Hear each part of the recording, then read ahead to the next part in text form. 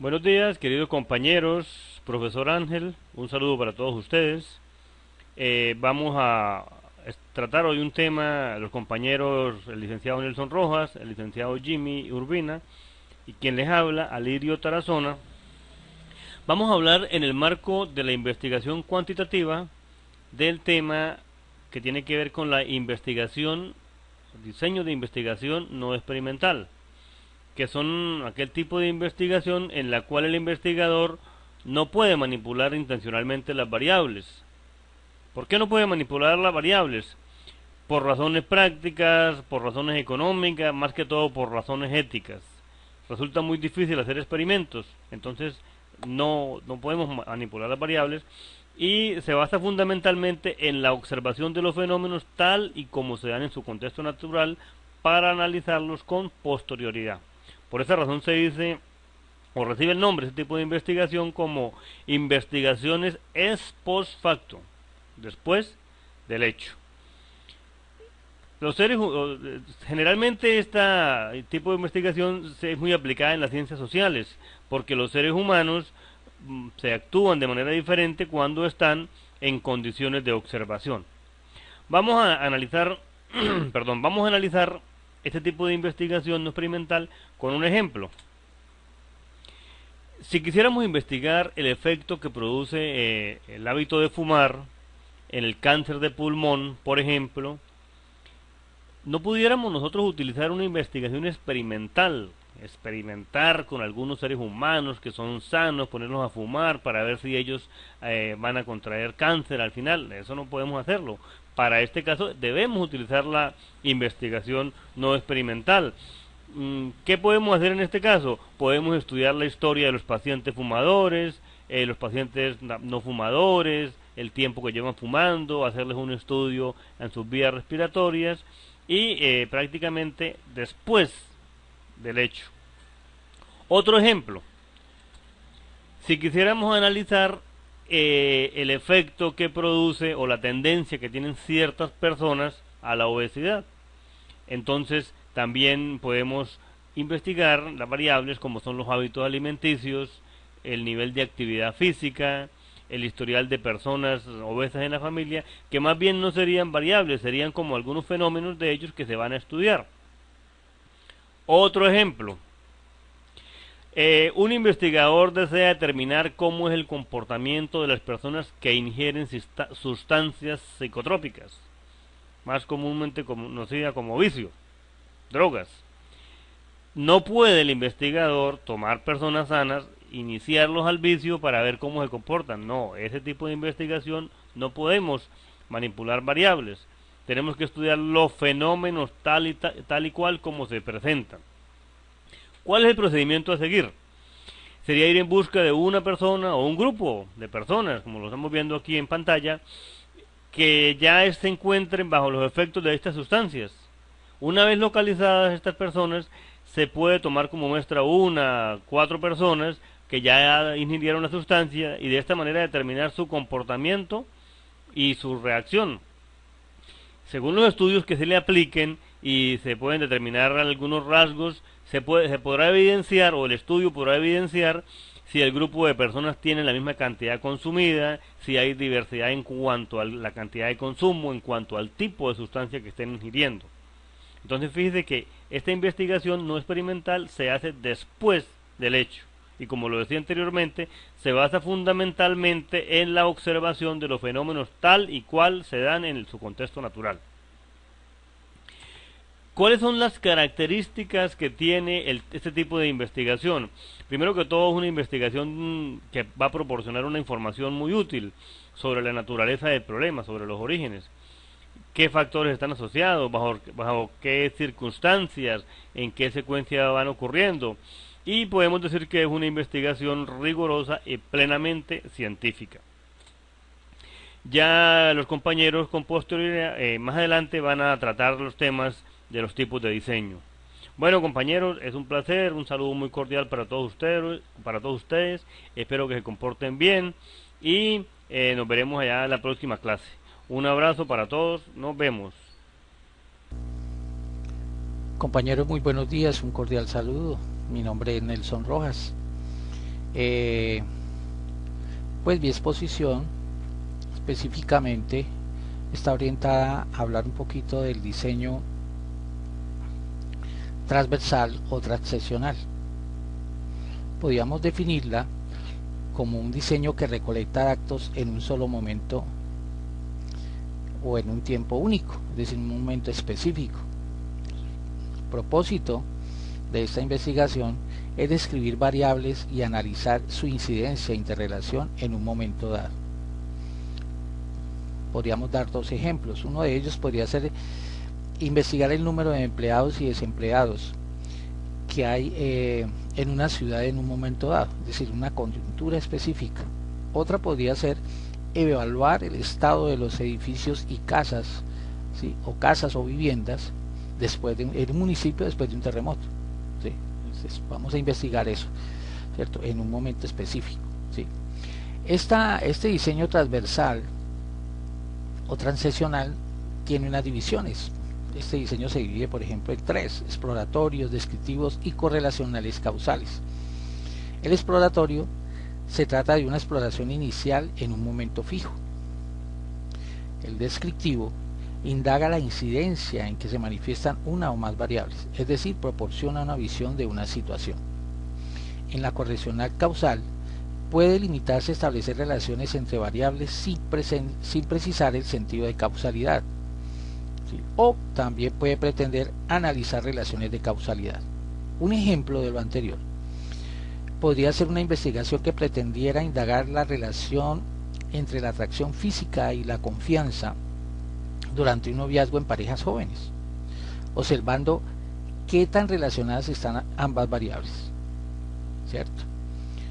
Es decir, se limita a ser correlacional. Bueno, compañeros, es poquito pero sustancioso. Esperamos que me hayan entendido este trabajo. Muchísimas gracias.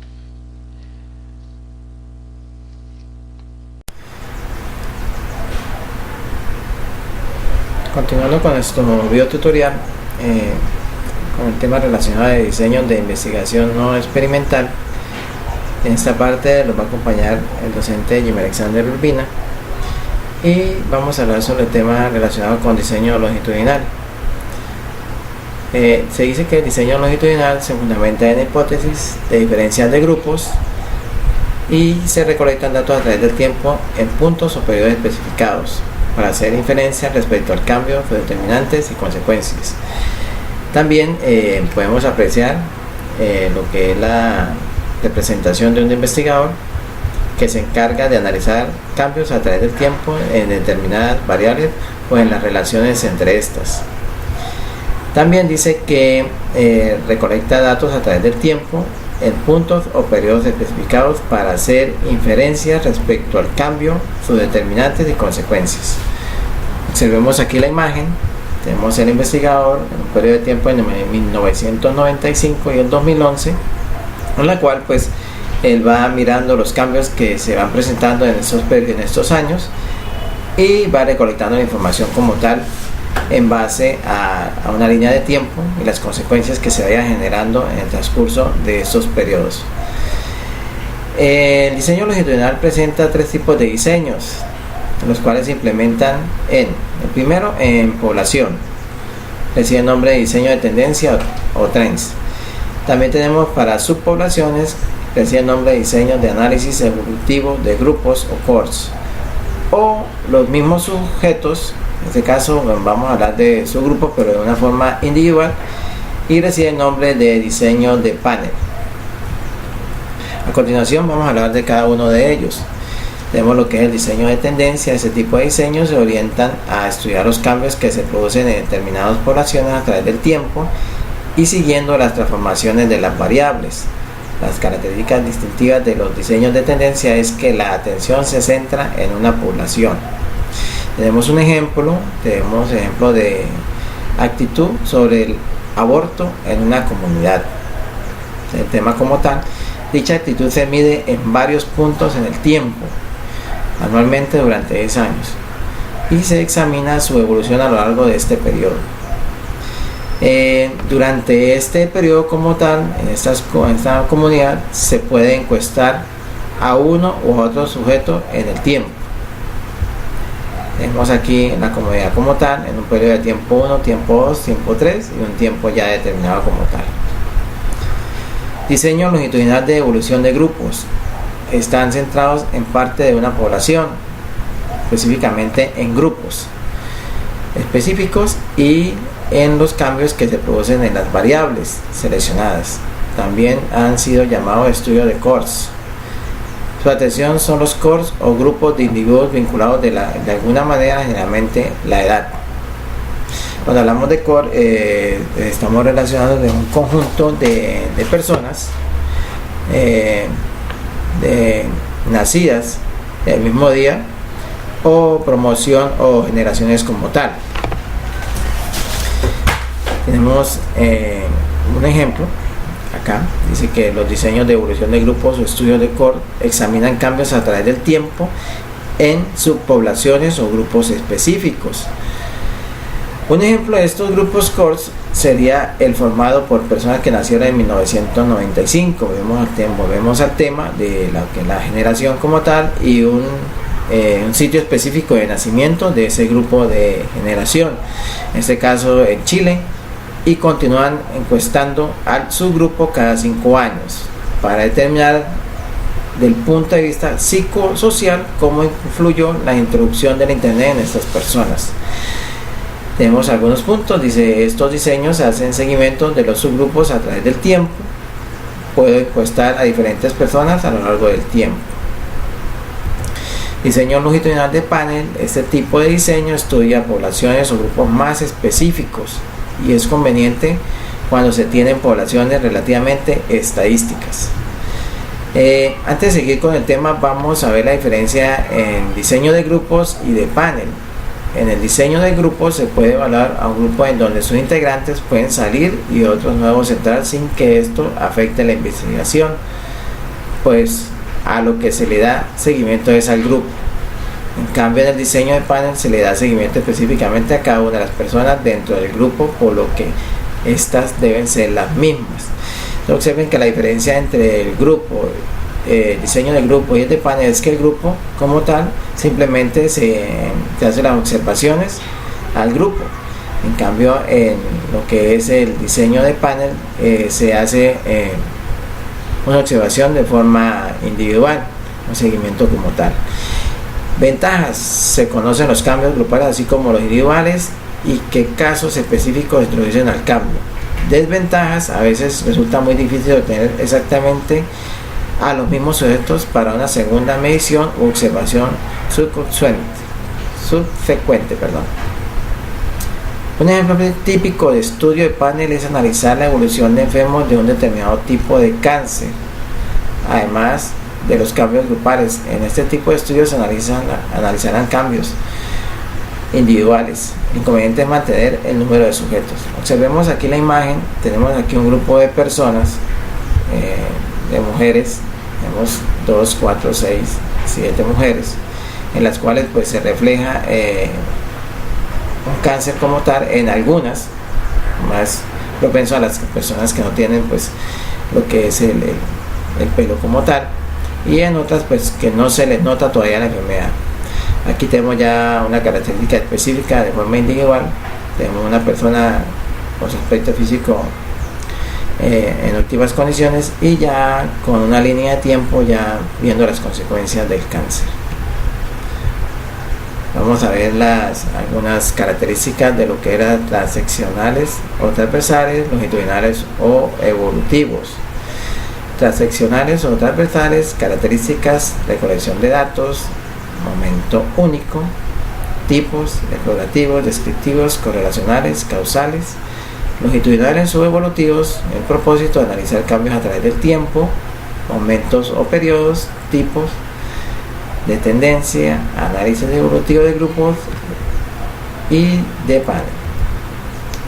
También tenemos algunas fuentes donde fueron extraídas esta información de investigación no experimental, y tenemos lo que es la presentación en licenciatura en mercadotecnia, fundamentos de metodología de investigación. De antemano les agradezco su atención en este tema. que haya sido de su agrado y entendimiento, y muchas gracias.